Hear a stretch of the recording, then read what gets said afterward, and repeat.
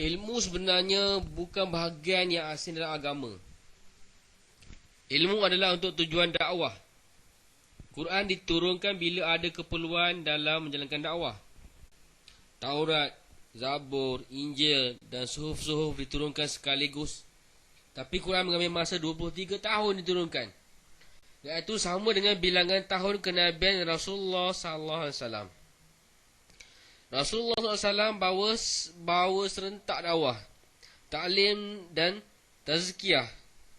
Mereka ini tidak terasing dan dengannya agama diamalkan. Seperti hadis Khairakum Khami, iaitu kurun terbaik adalah kurun aku. Kemudian yang selepasnya. Ada tafsir kita tahu mengatakan ia bermaksud zaman Nabi SAW, kemudian zaman Abu Bakar, kemudian zaman Umar. Tapi ada tafsir mengatakan maksudnya zaman Rasulullah SAW dan sahabat radhiyallahu anhum, kemudian zaman tabi'in, kemudian zaman-zaman tabi'in. Ada alim besar yang berkata bahawa zaraf zaman itu bermaksud mazruh, benda yang ada di zaman ini, zaman sahabat dan Nuh, ada dakwah, taklim dan tazkiyah. Dengan dakwah ilmu ada kesan. Kalau tidak ada sekadar maklumat sahaja, kekuatan untuk amal datang dengan dakwah. Saya berani bersumpah dengan nama Allah SWT, bukan semua sahabat radhiyallahu alim, tapi semua amalkan Al-Quran seluruhnya. Bila ini disatukan dengan tazkiyah pula, datanglah kehadiran hati. Kita perlu satukan dakwah, ilmu, tazkiyah, bahkan ilmu Quran dan ilmu hadis itu adalah untuk tujuan berdakwah. Dalam hadis tadi, zarah diertikan sebagai mazruf, itu zaman, diertikan sebagai benda yang ada di zaman tersebut. Bila mana zaman daripada dilahirkan Nabi, sehingga misalnya bila dikatakan hidung meleleh, sebenarnya yang dalam hidup itu, dalam hidup itu yang meleleh. Zaman di mana ada 3 amalan tadi, iaitu dakwah, taklim dan tazkiyah. Serentak ada zaman yang paling mirip kepada zaman Rasulullah SAW. Alhamdulillah, zaman ini telah wujud dakwah dan agama wujud dalam pelbagai lapisan masyarakat. Dan jemaah kita lihat ada alim, ada doktor, ada tukang jahit, ada orang India, ada orang Asia, ada orang Eropah. Apakah yang menyatukan mereka? Demi Allah SWT, itu dakwah. Masyarakat dibelanjakan ribu-ribu untuk satukan orang hitam dan orang putih, tapi gagal. Dengan dakwah mereka ini yang dahulu saling membenci, bersatu dan makan dari satu bekas dan di atas satu safrah. Allah SWT telah turunkan permata kurun pertama ini, iaitu dakwah dan para ulama. Khawas dan orang awam harus bersatu untuk buat usaha ini. Iaitu agama akan tersebar. Umat, orang alim mengatakan bahawa umat ini terbagi pada 2, iaitu orang awam dan orang khawas. Orang khawas adalah 3 jenis. Yang pertama itu ulama yang punya ilmu, pejabat jawatan tinggi, yang punya pangkat, dan orang kaya dan peniaga, dan yang punya harta. Orang khawas perlu azamkan ilmu, mengeluarkan ilmu, pandangan, pangkat dan harta ini, iaitu rendah diri dengan benda-benda ini. Iaitu mereka mendapat kemuliaan, tapi itu bukanlah mudah. Kaki orang khawas adalah orang awam. Dengan mereka orang khawas boleh bergerak. Orang awam perlu digunakan untuk agama. Jika tidak, kebatilanlah yang menjadi kaki kepada orang khawas. Kaki, untuk dapatkan sifat tawaduk, kita perlu buat usaha dakwah. Jika semua kuasa batil berhimpun, mereka tak boleh lawan dakwah. Tetapi sebab telah ditinggalkan dakwah, umat telah pecah 2. Khawas satu arah dan orang awam satu arah, dan tak bertemu kecuali untuk faedah-faedah sendiri. Dengan dakwah umat bersatu.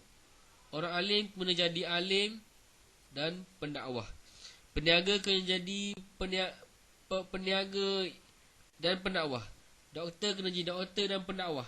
Musafir kena jadi musafir dan pendakwah. Dengan ini datanglah nusra Allah Subhanahu Wa Taala, iaitu bantu Allah dan nizam pemeliharaan malapetaka Allah Subhanahu Wa Taala. Beri peluang kepada kita untuk keluar korban diri dan harta supaya kalimah Allah SWT tersebar. Orang Hawas akan dapat faedah dan orang awam akan dapat faedah untuk azam 4 bulan insya-Allah. Sedia tuan-tuan, insya-Allah. Kalau seorang itu sembahyang di depan Hajratul Aswad dengan khusyuk dan seorang buta sedang jalan nak masuk perigi, maka dia kena tinggalkan sembahyang. Selamatkan orang buta itu.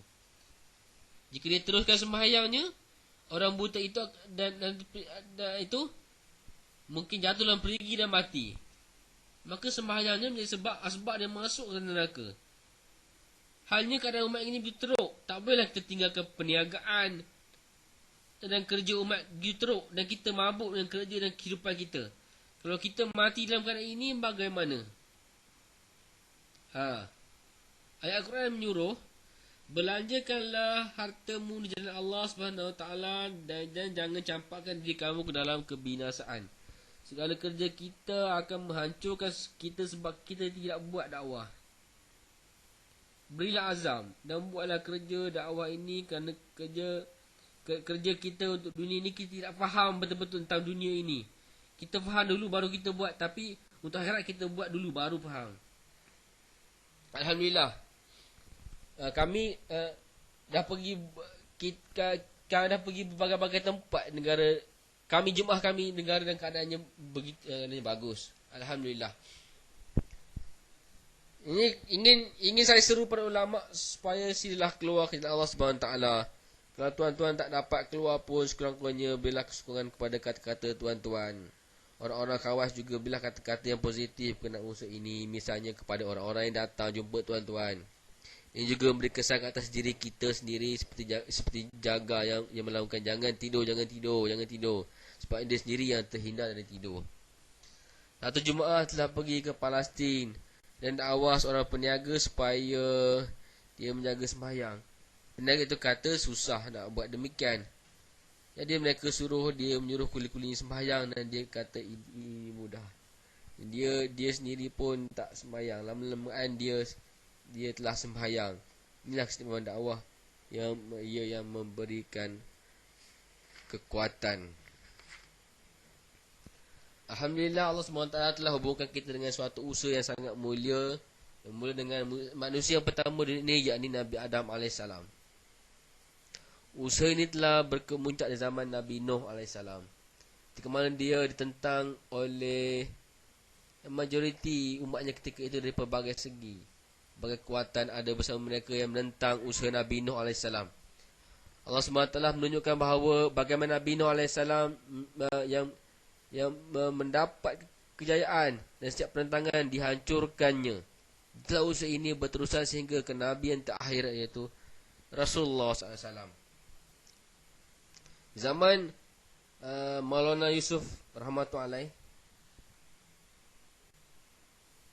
iaitu di Nizamuddin, seorang Eropah datang ke sana dan menyatakan ketidaksetujuannya dengan kedatangan Rasulullah SAW sebagai khatamun nabiin, penutup para nabi. Beliau tidak setuju kenapa rahmat terus diberhenti. Maulana Umar tidak memberi jawapan nakli kepadanya, tapi memberi jawapan akli. Bila seorang bayi lahir dan diberi pakaian, bila dia semakin besar, pakaian lebih besar digantikan. Sehingga dia dewasa, bagaimana dia tidak membesar lagi dan dia boleh pakai pakaian semua hingga dia tua. Ini sama seperti kenabian. Adam AS punya usaha macam bayi, hanya perlu diusahakan anak-anaknya sahaja. Bagi Rasulullah SAW, usaha telah dewasa dan tak perlu ditambah lagi. Bila boleh digunakan hingga akhir zaman. Nubuah tidak berakhir, tapi cuma Nabi yang berakhir. Nubuah Iaitu usaha-usaha, sifat-sifat, kelakuan. Bagaimana hubungan Nabi Allah dengan Allah Subhanahu Wa Taala. Usaha Nabi yang seperti Rasulullah SAW berterusan hingga hari kiamat. Dan usaha ini telah diberikan kepada tuan-tuan, insya-Allah. Mana tuan-tuan? Adakah akan lahir lagi Nabi selepas Rasulullah SAW? Fikir. Semua orang kafir bergabung, tidak semulia satu orang Islam. Semua orang kafir bergabung, tidak semulia satu orang Islam. Semua orang Islam bergabung, tak semulia satu orang sahabat radhiyallahu anhum. Semua orang sahabat bergabung, tak sama satu orang Nabi. Semua Nabi bergabung, tak sama Rasulullah SAW. Dan usaha Rasulullah SAW yang begitu mulia ini telah Allah SWT pindahkan kepada bahawa saya dan tuan-tuan. Bagaimana kita dimuliakan oleh Allah SWT.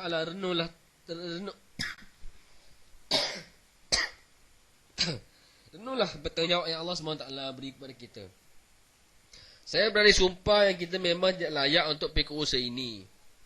Kita tahu kelemahan, kekurangan dan dosa-dosa kita, InsyaAllah. Tapi masih Allah SWT pilih kita untuk berusaha. Imamul Anbiya sallallahu alaihi wasallam. Kita timbul rasa syukur. Lepas kita syukur, kita patut berdoa supaya Allah SWT terima usaha kita. Kalau kita boleh buat gas, 2 gas. Orang buat gas hari ni, hari biasa Selasa lah, tetap hari Selasa. Jadi kita mesyuarat. Kami sak putus hari Ahad. Hari Ahad kita buat gas. 3 hari tiap-tiap bulan. Tuan sanggup 1 tahun tuan boleh keluar 3 hari tiap-tiap bulan. 40 hari tiap-tiap tahun. Ini sebagai kerana keunggulan kita. Tapi hanya daripada ihsan Allah SWT. Kalau kita boleh buat sebegini, kita dapat 2 nikmat besar, iaitu istiqamah dan keuntungan usaha zahir dizahirkan dalam diri kita. Jika kita perlu bersifat sabar, sebab dalam usaha ini nikmatnya sedikit tapi susahnya banyak. Dengan kesabaran Allah SWT juga usaha kita daripada kerugian dan kerosakan.